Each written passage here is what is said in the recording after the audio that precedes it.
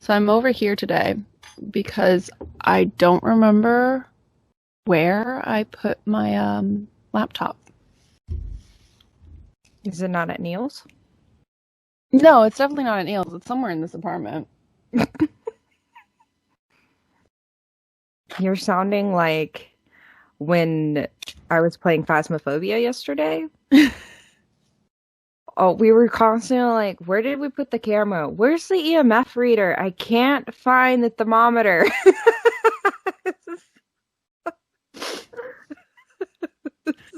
Yeah. But that's the setup this was going to be your new setup, right? Well, no, I like recording off of my laptop and being over on the couch when recording this because I don't have a computer chair. I'm sitting on a cushion on a dining room table chair, and it's not comfortable. Like, my back hurts right now because I've been on my computer all day because I've been doing substitute teaching remotely. So, like, my back hurts. And I would get a computer chair if I had room for it. Mm-hmm. Why didn't you take some time to find your laptop? I was looking for it, and then I was like, you know what? I don't feel like it. Well, that's on you. Yeah. No, I full well know that's on me. So, roll intro.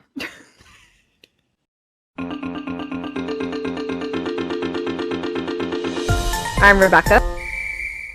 And I'm Deanna. And we're the Halfwit Sisters.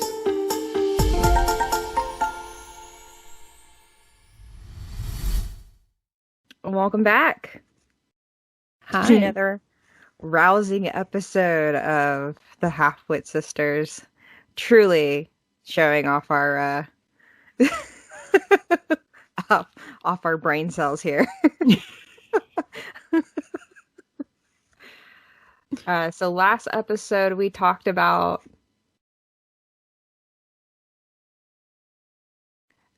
you have got to put like a dot here. So, in my defense, I was going to edit this week's video, last week's video, right? Brain cells. Spit my fucking. I'm sitting here just like, I'm listening to you. I'm like, yes, in your defense, please tell me. But also, what the hell are the holes in this goddamn... The cats have been chewing... You bastards. They're both on my bed. You bastards. Okay, yes, tell me, in your defense, why have you not done it yet? So I was going to edit the video last week, right? Mm-hmm. And then Neil was like, I want to try my hand at editing one of your podcasts. I was like, okay, here's next week's video. Oh. He hasn't gotten to it. So I was like, well, I'll edit it. It's fine. Yeah, okay. So not to put many of my friends on blast, I had a conversation with one of the guys that I played Phasmophobia with the other day. For those that don't know, Phasmophobia is a ghost hunting game that's currently in early access, and it's kind of hitting for a lot of Twitch streamers and Let's Players right now. Really fun game to play. But he was asking me, because he's like, hey, what are you about? And I was like, I'm an indie author. I'm working with my sister on an indie game and a TikTok series. And he's like, oh, that's awesome. He's like, how are you guys doing it? And I was like, well, we're doing it just me and her.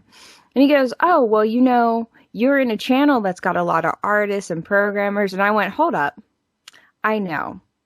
I've known some of these people for as long as I've been going and trying to get into the game industry. I've known them. No. It's like I also know, it's like, I love my friends to death. I do. I absolutely do. They are incredible and amazing people, and they have done incredible and amazing work. But that does not always translate when they work with other people, right? Or when they've come and tried to work with me. sometimes, and we talked about this before too, sometimes they flake. And this is the reason why you and I we're like, well, we don't know if we really want to involve other people because they flake. Yeah. And this is like an example of it's like not to put your boyfriend on blast or anything, but this is like an example of why we so often, like between you and me, why we so often decide not to let other people in and choose to do it on our own. Yeah. And like, look, Neil works 5 days a week and then he's with me the other 2. Mm-hmm. So it's like, I don't blame him for not getting to it. Like, that's fine. It's something that, like, if he didn't do it, I'd still have. If he, like, it's not like I'm like, oh, well, I was really counting on that. I wasn't. It just been like, oh, I don't have to edit 1 week's video. Yay. Right. And on the other hand, it was a nice sentiment, you know? Yeah. Like, it was a nice sentiment. So appreciative of that. I sent him everything. I was like, here you go. Have fun with it. Right. It was a nice sentiment. But also, this just kind of, like, goes back to the fact, like, we've had people in the past come and say, hey, we want to help you out. And it's the same thing. Like, we try to be understanding because we know these people work sometimes 6 days a week. Like I said, I know a lot of people in the game industry, and sometimes they end up in crunch time. And that means that they could work 7 days a week. Right? Yeah. I had a friend who told me, he's like, yeah, I worked 100 hours. I was like, damn, dude. And he's like, but I'm doing for what I love. I was like, that's on you. But like in those moments when I feel let down, I have to remind myself, like, their heart was in the right place. And while, yeah, I'm frustrated that I've been let down, at the same time, I understand that life got in the way. Yeah. Right? That's like, but again, one of those things, like, it hurts. It still hurts. For me, it still hurts. And so I often do not reach out to other people. Yeah. For me, it's the same with not just like work, but sometimes even just hanging out with some of my friends. Yeah. Because they work in the same industry I do, I know our schedules are hectic. I know that, like, something can pop up last minute that we can't just, like, turn down. So I'm like, I get it. Does that leave me upset that I don't get to hang out with them? Yes. Does it make me mad at them? No. Right. Again, because they are incredible people who do some incredible work. And they're busy, and it's okay. Yeah. Their hearts are in the right place. Just this one time, it missed me. That's it. Yeah. That's all I can give. Okay, so we've once again forgot what we talked about last episode because we do so many things. I do remember the package. Yes, I was just about to say. So here's the setup. We're going to be talking about our package. I know I said I was going to talk a little bit about dyslexia, but you're going to have to forgive me. I have not slept, but I do have, like, a backup topic. Fair. And I think the package is going to be like a fun little topic. And I'd love to hear about how your substitute teaching job has been going because you just started. Yes. You have a couple. Yeah, I'm sure you have a couple anecdotes from there. Yep. So you're welcome to share them, or you're welcome to just kind of leave them to the side. It's all up to you. So we'll start with the package. So, yes, go for it. I have it. So this package that I had mentioned was this weird thing that I couldn't explain. Wasn't so much that I couldn't explain it. It's a very simple package to explain. I didn't want to ruin the surprise, but I wanted to tell Becca something was on the way.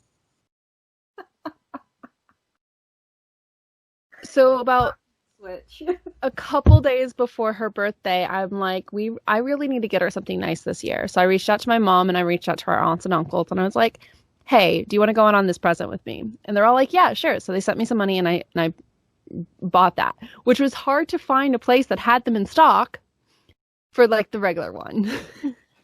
And I know you wanted the Animal Crossing one. It would have been so much easier.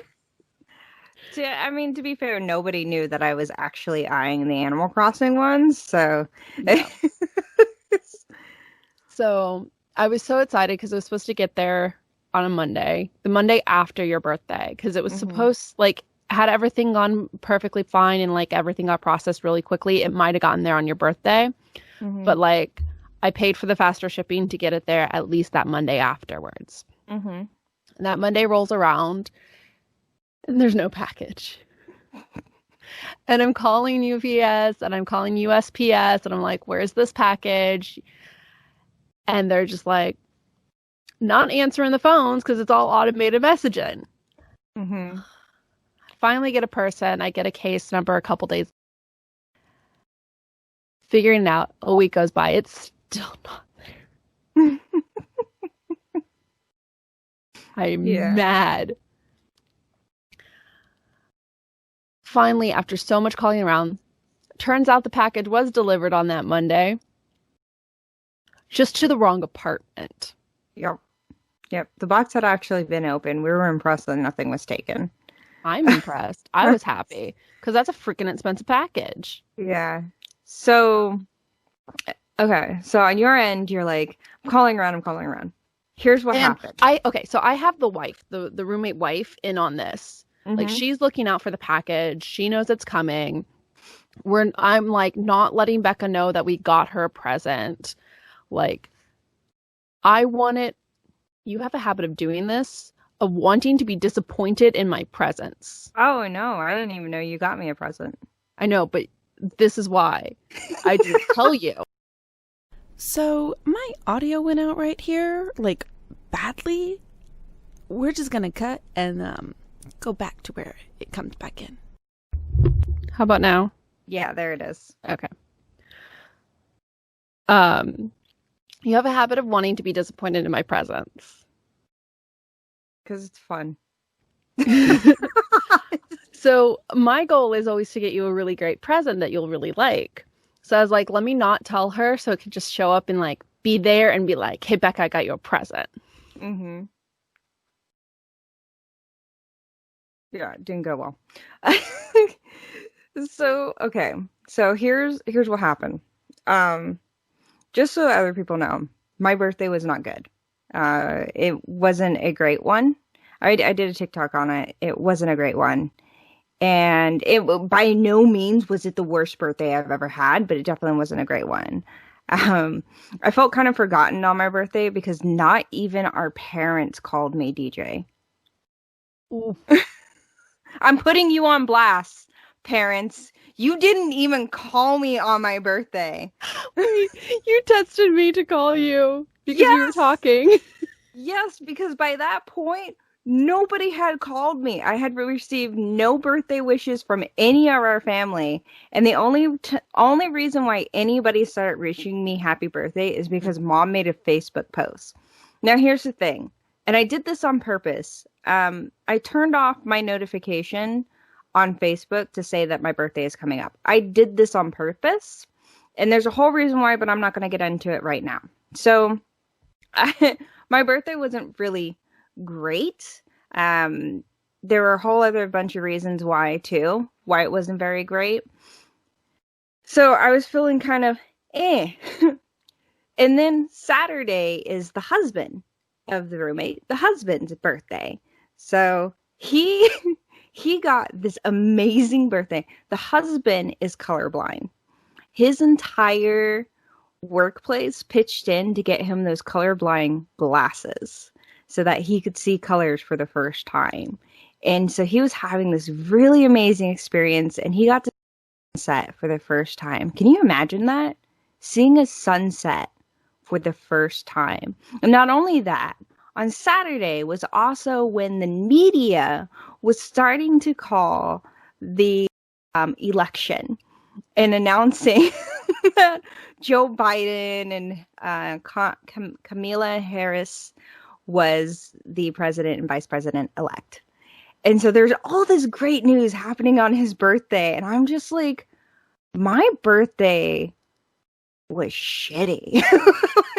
It's like, there was nothing good that happened on my birthday. Nothing that made me feel great about what was going on. And it was just, I felt like shit. And it's like, he's having all these things going on, and I'm just like, I'm sorry. Like, your birthday's amazing, and mine was terrible, dude. And so my roommates, they were trying so hard to keep your secret, and they broke. And they brought me out the only thing that came in, which was the cover you bought me for the Switch. The case that you bought me for the Switch to protect the Switch. And I just stared at it. And they're like, we don't know where the Switch is yet, but it's coming. And I was like, I was like, I knew somebody was gonna get me it. I didn't know when, but I knew somebody, because I voiced so hard that I wanted this Switch. And I also made it like a goal of mine for when I had enough money to get this Switch. So they gave me this thing, and I was like, oh, this does make life a little better. But now we spend the week, like, I watch my roommates and you going crazy trying to figure out where this package is. And you're just going crazy. Meanwhile, I'm like, Autumn's like, please don't tell her we told you. Please don't tell her we told you. She'll be so disappointed in us. And I was like, okay, I'll play along. So I knew every single time you were mentioning this package that it was the Switch. So I was just like, I really should just tell her that I know. I really should just tell her that I know. And I really just wanted to, like, and so last episode, I know I did this last episode, I was like, yeah, I'm so, I've got this, I think I mentioned how I had, like, the Fit adventure. Yeah, and you were saving up to get a Switch. Yeah. And I looked at the camera. As you're talking about it, I was just staring down the camera. I was like, that was my effort to get you to break, but you held solid, baby sis. Did. Held solid. And then it came that day. Yeah. It came after we filmed everything. Yeah. Yeah. So thank you so much for the Switch. It was clearly quite the adventure for everybody involved, because even like mom and dad and like Aunt Jackie and our Uncle Oscar, like, they were all just kind of like, where the hell is this thing? Like everybody was trying to like stay on the down low and not like, ruin it. Yeah, and I really appreciate, and I don't blame your roommates for breaking. Because they had mentioned that they're like, do we just want to give her the case and let her know it's coming? And I was like, no, I want it all to be there at the same time. Yeah, but after Gilbo walked in from the Gilbo, oh my gosh, after the husband walked in from the sunset porch, yeah, and saw the sunset, and he was just standing there like, there are so many colors. He looked at me and he was like, hold on.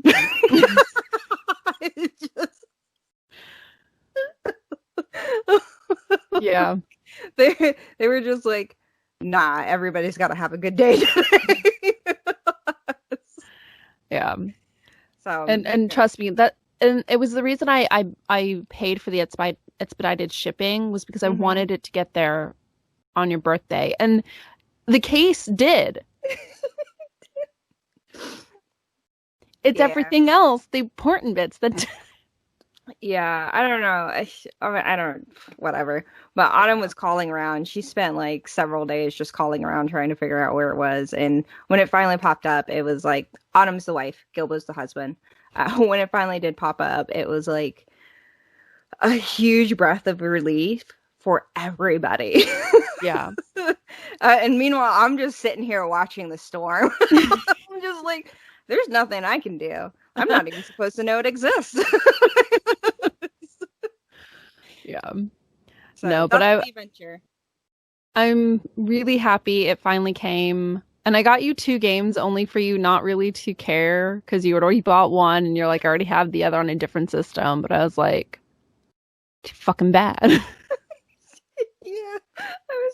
Autumn was like, I told you to just get her the points to let her just buy it. But it's okay. It's okay. Already put Spyro on there, and I already moved all of my games over. And here's the thing. So I have to. You bought me the physical copy of Animal Crossing. I already bought Animal Crossing, the digital copy. So I gave Gilbo the physical copy. Yeah. Because it's fine. He's been wanting to play it, but because I had been using his Switch, he hasn't been able to play it because you're only allowed to have one island per Switch. Don't know why that's the thing, but you're only allowed to have one island per Switch. So you can't even, and here's what we learned recently. You can't even move your island from the Switch to your new Switch. Yeah. Yeah. So I have to completely start over again. Wow. Yeah. I'm okay with this. Apparently, it's like soon. I'm not sure when, but they're going to add the feature where you can move, but I don't know when. I'm okay with restarting, and he can just go on and delete my island and start his own. Yeah. So yeah, I've already moved my stuff over, and I'm like excited to I was looking at games I could buy. Like stuff I could get into. So I'm super excited. And I've already got my fit stuff on there, so I'm getting there. Yeah. I'm glad because it's this present and the Ronin Warriors that I got you that one year that are like my beautiful masterpiece of presents. And this is why I say that she likes to be disappointed. I was so excited about the Ronin Warriors DVDs. So excited. Mm-hmm. And I'd come down and you knew I was bouncing in my seat ready to give it to you. Yeah. And you did this.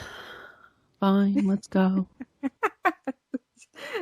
Wanting to be disappointed. Yeah. And then when I pulled it out, I was just like, you bitch. You bitch. You know I love this. Ronin Warriors, for quick story on that. So Ronin Warriors is the anime that sort of started it for me all. We grew up on Guam. We mentioned this in our childhood story trauma thing. Boom. Pop up. Yeah. On Guam is when it was 1990s is when Toonami first came out. And on there, some of the first lineup was, what was it? It was Reboot, Sailor Moon, Tenchi Muyo, Dragon Ball Z, and Ronin Warriors. For some reason, nobody remembers that Ronin Warriors was ever a thing when it comes to Toonami. Nobody remembers. I found a clip of it Toonami actually introducing it, but nobody remembers that Ronin Warriors was a thing. The actual name is called Samurai Troops. That's the actual name of the anime, so I don't know why they called it Ronin Warriors on Toonami. But it was, out of all of that lineup, Ronin Warriors was the one that ignited my imagination the most. So when DJ gave it to me, I was like, oh, you bitch. She was doing that. She just had this prissy little oh yeah, I won. Yep. So, yeah. All right. So, yes, this was our thing. This was what she's been dying over the last 2 weeks or so. And now you know. Welcome to the chaos. Yeah. Okay. So, do you want to talk about your substitute teaching, or do you want me to bring up my backup topic? No, so I'll talk a little bit about the substitute teaching. So, I I'll back it up just a little further to when I found out about the substitute teaching. Mhm. I was at the hospital when one of my coworkers, for some reason, was let go. None of us are really sure why, because he got along with everyone, and apparently someone complained about him. And we're all just like, who and how? He worked the night shift. There was no one there. So he was let go, and he had already started it, and he was telling me about it, and like, you should do it if you have a bachelor's degree, which I do. Mhm. Yeah. And so I was like, okay. So I did the application for it and everything, got approved and all of that. And so I got a call from a lady making sure my everything was set up and that I knew what to do. I was like, yes, okay. And she's like, do you want help finding your first assignment? Yes, sure. So I get my first assignment, which was 4 days last week and 3 days this week. And it's a 15-minute walk from my house. Nice. Nice. It's also, if I don't feel like walking, a 15-minute bus ride. So I might as well walk it. Mm-hmm. Which is great. I love that because that's a lot better than a hour-and-a-half commute. Mm-hmm. Mm-hmm. Or the 2-hour commute. Yeah. And so I go, and that first day they just like handed me a laptop and went, okay. I was at the end of the hallway for like half that day. But it's been interesting because to start substitute teaching, especially right now during all of that, you don't need your teaching certificate to start. You need a bachelor's to start. You have to have, for me, it's a 1 month after I start and get approved, I have to get my teaching certificate. Okay. I'm waiting. I have to wait till the 2nd to take one last class because that's the only time that class is available. Okay. Until like at the end of December or January, and that's too late for me to get all my stuff in. It is blended learning right now or remote learning, depending on where you are in the country for most places. Okay. New York just went back to fully remote.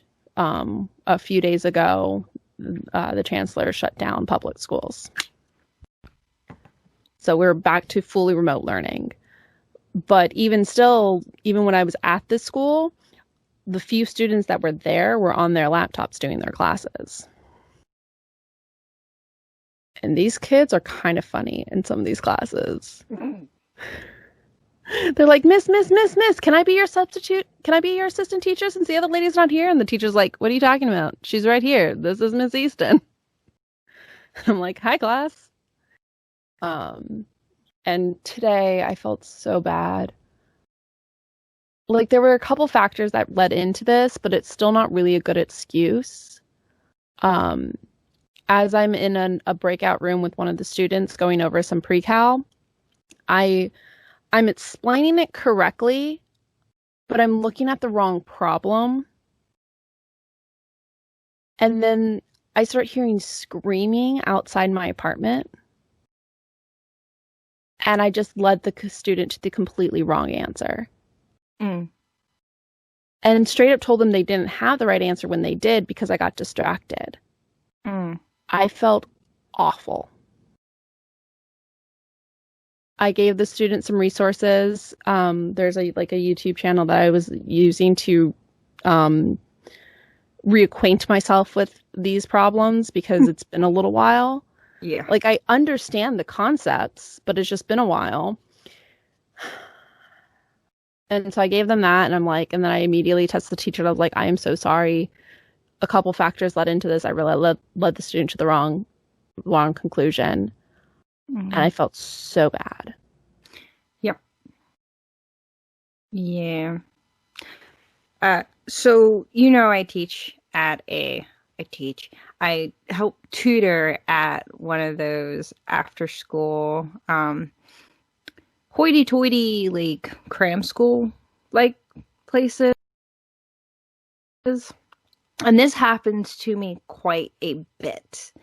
When I first started, it had like the first few times I would look at it and I'd realize, oh, I gave the kid the complete wrong answer. And I at first I was devastated, and then I realized as I got more into it, I realized, it happens. And a lot of times, like you said, sometimes the factors are out of your control. But what I found to help me move past it is that I had to accept that mistakes are part of life, right? Yeah. And that I had to be okay with accepting the mistakes that I made. The second thing that I came up to is that if a student challenged me, and they often do, I allowed that to happen. That was the second thing that I allowed to happen. That helped, is that I allowed them to challenge me, and then I allowed them to tell me why they thought it was right. And what I found by doing that is that the students would point out where I overlooked. So if I was telling them, does that sentence sound right? They would point to somewhere later on in the question that actually made the sentence sound right that I had overlooked. And that changed a whole bunch of that situation. I don't know if that would have helped you in your current situation, but I found that helped me a lot because it got the students to go back through, look at the problem and say, Miss Becca, it's this, and this is the reason why it's right. And I'm like, okay, thank you for telling me. You got it. Let's move on. Yeah, I think if I hadn't been so distracted by what's happening outside and really just sat there and stared at the problem, I probably could have used that. And I feel, like I said, hindsight 2020, I screwed up. And I apologized to the student when I realized what happened. And I'm like, shit, I didn't curse. Yeah. But I'm like, I am so sorry. I explained that poorly, and I explained that wrong. Let me give you this resource that explains it in a way that is easy to understand. Right. So here's one last thing. And I know you're not asking for advice, but here's what I stopped doing. I don't apologize to my students. I know you're not asking for advice, but I'm telling you one of the things that I also stopped doing. I stopped apologizing to my students. If I was wrong and they called me out, I challenged them. Tell me why I'm wrong. And they go through and they show me why I'm wrong. And instead of saying I'm sorry, I said, "Oh, look at that. You saw what I missed. Good job." And that changed the entire interaction. And one girl who was really shy with me, and I didn't mention this to my boss, but one girl that was really shy with me, she's started to open up with me.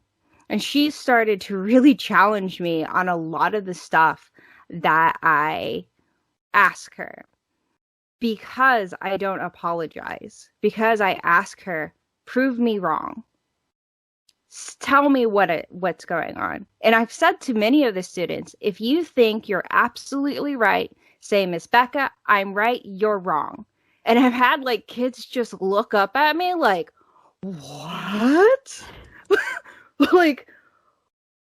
But you're the teacher. Yeah. And I'm like, no, this is a learning experience. And this is how I always approached learning, even when I was working as a tutor at elementaries. You tell me, are you right or wrong? And we'll go through and we'll look. If you're absolutely right, good. But if you're wrong, let's explore why. Yeah.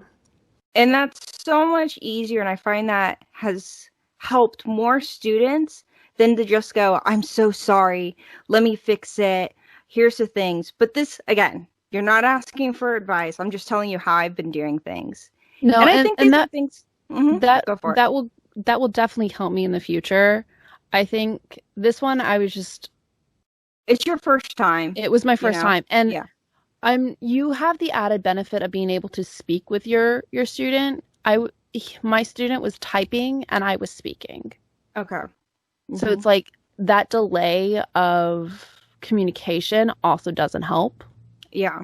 And possibly maybe if the student had a mic and was able to speak, we could have come to that I could have come to that realization quicker that I was wrong. Mm-hmm.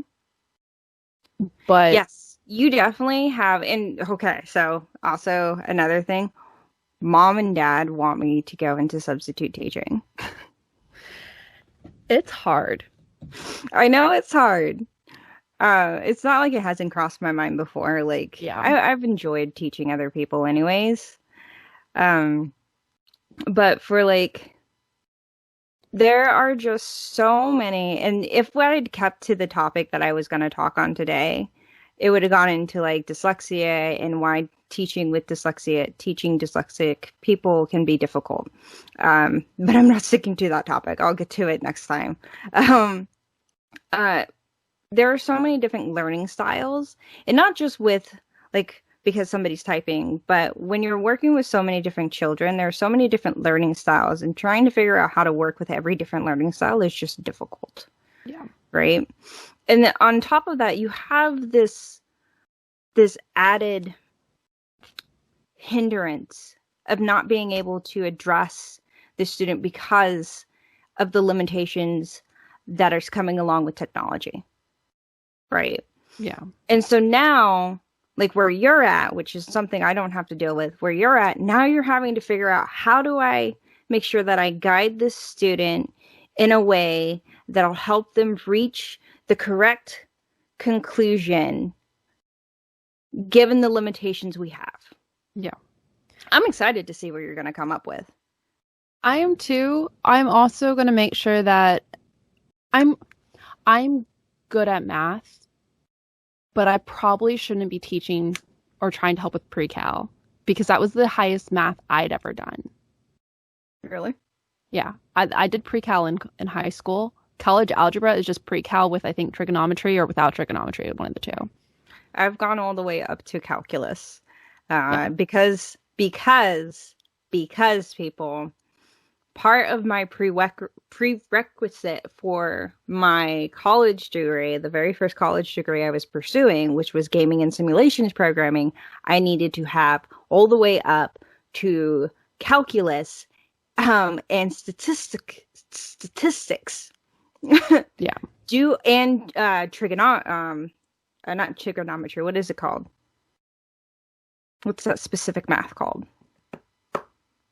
Geography. No, that's maths. That's maths. Geometry is not math. Not maths. That's geography. Oh my god. We're the Halfwit Sisters. No, geometry is right. Yes, geometry is right. the straight shape. Geometry, physics, statistics, calculus, and there was one other thing I needed. AI. I needed to know AI programming, and there was another one that was even harder than that, and I never got to it. Those were the things I needed to know in my bachelor's degree. For reasons I'm sure you can understand, I switched my degree. Yeah. I got up to I passed my physics. I passed all of my math classes. I got to statistics and I barely passed that. And I got up to AI and I failed. And I tried it again and I looked at the teacher and I was like, I don't think I'm cut out for this. But like, it was DeVry and it was a for-profit college and they didn't fucking care. They're like, no, put some more money in our pockets. You're good at this. But I ended up switching my degree over to multimedia and design with a focus in 3D animation, which I still needed to know, like spatial math and calculus and stuff like that. I still need to know that stuff. So yes, I know I have knowledge of calculus, but like you, when's the last time I touched that? Yeah. And granted, when they told me that they wanted to put me into this math class, they just said math. They didn't say it was pre-cal. Mm-hmm. I didn't learn it was pre-cal until the day I was supposed to sub in with him. Yeah. And I was like, shit. That's the downside of being a substitute teacher, is you're just dropped into subjects, whether you know them or not. And I think, like, I used to know a couple substitute teachers that went to DeVry because they were like trying to get to like better, better jobs, and programming and computer science was like the way to do that. But the few that I met were like, yeah, the toughest thing for you as a substitute teacher is you're just randomly dropped into a subject. Yeah. One day you might be doing math. The next day you might be doing history. And I'm fine with that. I had to get my transcripts for college as part of my proving that I had a degree, because I can't find my actual degree. I have to get a new one processed. But it's going to take too long, so I had to grab my transcripts. And I'm looking at my transcripts, and I'm like, oh, I did really well. There's like, I got 3 Ds in this last 2 years of my degree, and they were in Spanish and dance. Everything else was A's and B's. I'm looking at like my basics, and I'm like, oh, they were all A's and B's. Like, I'm good at, like, throw me into history, throw me into social studies, throw me into lower level math. Give me that 2 + 2, please. Throw me into those. I even figured out how this whole newfangled new math thing. Oh no. I know how to do that. No, ma'am. I know how to do the Japanese multiplication, how they teach it over in Japan. I know how to do that. Yeah, that's so I can't really say the place that I work, but the place that I work at is based off of a particular Japanese style of study. Mm-hmm. And so people are going to go, whoa, I know exactly where you work. But yes, the place that I work at is based off a particular Japanese style of study. And so they teach a lot of those particular math styles. Yeah. And like, I'm kind of excited. Like, I know how to do that. But I'm like, they dropped me into pre-cal. Shit. Drop me into lit. Drop me into English. I got that. I hope. Shit. Now I'm questioning myself. My whole external crisis. Existential crisis. But I will say, like, the first day I was there, I was sitting in the teacher's lounge. And they're like, and when this guy's like, oh, well, what do you teach? And it's like, I just, whatever general education they need me to do. I'm not specialized. Because I'm not. I didn't go to school to teach. I went to school for theater. That should have been what you did. I am, so, like, my education is extremely, like, the way it's trajectorized, it's now extremely, extremely specialized in creative writing and also within marketing, right? Like, I'm extremely specialized. Well, you should be. Like, you have a master's, and so it's like, as you progress through the degrees, you get more and more specialized. Right. Yes. Keep going, anyways. No, that was it. Okay. Awesome. So I have a bachelor's. It's not that specialized. Yeah, I went for a master's, and now I'm talking about going for doctorates, and it's honestly whether it's worth it or not and what I'm going to get out of it. And now that I'm looking more and more into doctorates, there are different kinds of doctorates. There are the academic ones, and there are like the associate's business kind. And I'm leaning more and more towards the associate business kind. And I realize that I tend to lean more and more towards the kinds of degrees that are more likely, that are more likely to give me, that are more geared towards career than academic. so she says as she sits in her room jobless. I'm part-time, but it feels jobless sometimes. Yeah. So yes. But that's like continuing education. The only reason why I'm considering it is because I already have a huge amount of debt. What's more? Right? Yeah. I had this conversation with Dad. Like, he isn't going to really suffer from any student loans because he was in the military, and they had specific amount of money allotted to him to pursue education, right? When you went to school, you really didn't have to worry about loans because I used those allotments so I didn't use, so Dad uses his GI Bill to go to school. Mm-hmm.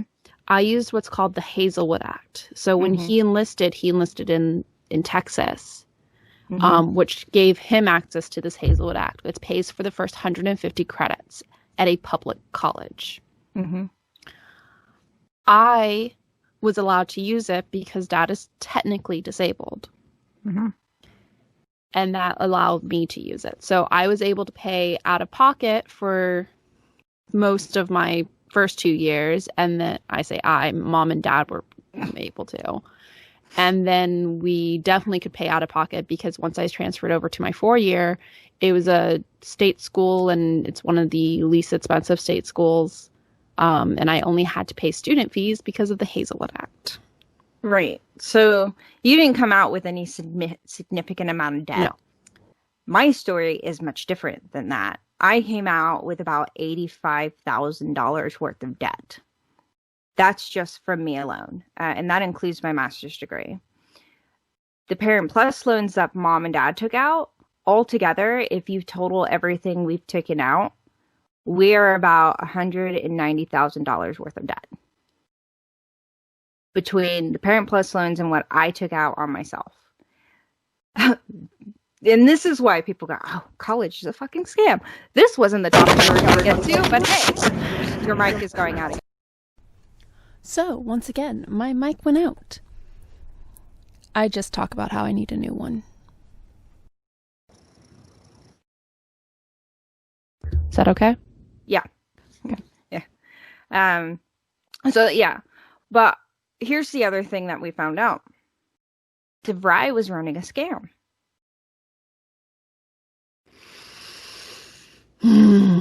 They were raising tuition. Like again, this was in the topic we were going to get into, but here we are. They were running a scam. As it turns out, they were taken to court. I'll drop, I guess, a thing into the description. But they were actually taken to court because they had tuition scam. They were raising tuition, and this was true while I was going to school. They were raising tuition almost every 6 months. Almost every 6 months. It was wild. And at one point when I thought of dropping out of DeVry and just going somewhere else, like they really talked hard to keep me in. And that's when the multimedia and design course was put in. I was one of their first students. I was a class of 5, I think, 5 or 6. And I'm not going to go through that class because that class was traumatizing. Extremely traumatizing. And again, it took me 6 years to get through DeVry. 6 years.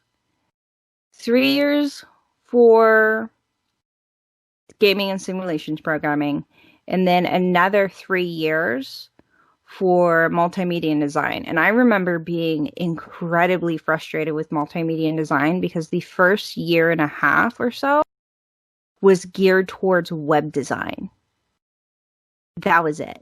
Yeah, it had some of the basics of Illustrator and Photoshop and some of that stuff, which is really helpful, but none of it touching the stuff that I really wanted. It was mostly geared towards web design, and I was so frustrated. I remember telling the head of the program, I was like, I'm frustrated. I didn't get into this program to learn web design. I got into it to learn 3D modeling and animation, and I have not had one single class in that. And then they showed me the degree program, and there would only be one class for 3D design and one class for 3D animation. That was it. And I remember staring at it and just being flabbergasted. Yeah. I was like, this is it? Are you kidding me? I should have dropped out. But I was already so deep in, and I was down to like my last year there. I was like, I might as well finish it. Well, isn't it also sometimes really hard to transfer to a different school from a private school like DeVry? Like So your credits don't DeVry transfer? isn't a private school. DeVry isn't a private school, but yeah.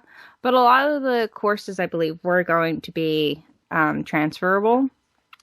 But I was also ready to just fucking drop out completely. I was getting nowhere. And the degree and what I really wanted to do was to be a writer. Hey. And what, hindsight being 2020, I should have gone to a school like you did and majored in English and focused all of my time in pursuing that, because that's where my heart actually lied. But I got it into my head to become a game designer. Because here's what I was told growing up. I don't read books. Oh, you want to be a writer? I don't read. And that messed with my head. I was like, oh, well, what's the point of writing if nobody's ever going to read it? So how am I going to tell stories? How am I going to get my stories in front of people? And I kept thinking about this over and over and over, because nobody was giving me this answer, because people were just like, well, you just write the book and hope somebody picks it up and reads it. I was like, that's not a great answer. Turns out that's exactly how it goes. But anyways, but I was like, that's not great. I want my story in front of people. I want people to see it. How do I do this? And so I got to a point at DeVry where I was like, I'm at my wit's end. I don't even know where to go anymore. I know I want to tell stories. I know that's where my heart lies. I thought getting into games and starting to be a game designer, and what it turned out to be was just a bunch of programming, which was too hard for my head. I don't know what to do. And had a teacher come to me, and he was like, why don't you go to the game developer conference? I was like, oh, okay, yeah, sure. I'll go. And at the time it was being held in Austin. It was being held in Austin, Texas. And I went to it until they shut it down in Austin, Texas. And while I went to my first one in Austin, Texas, I learned that they had a whole game writing conference there. And I was like, wait, they have game writers? Like, that's an actual career path that you can get into? And my head just switched. And I was like, oh, here's a way I can get my stories in front of people finally. Because everybody plays games. And everybody I knew loved games. And it seemed like it was finally my answer. And I switched gears. I completely switched gears, and I became obsessed. I know you grew up with me. You knew how obsessed I became with trying to become a game writer. I started going to every game developer conference I could.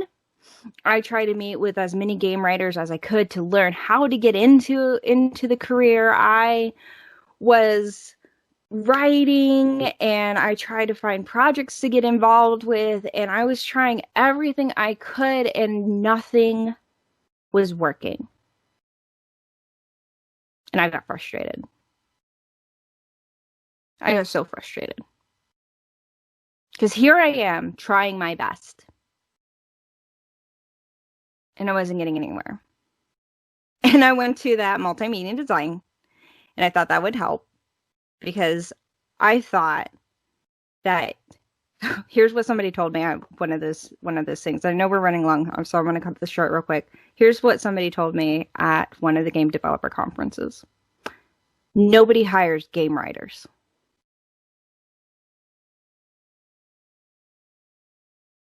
Nobody hires game writers.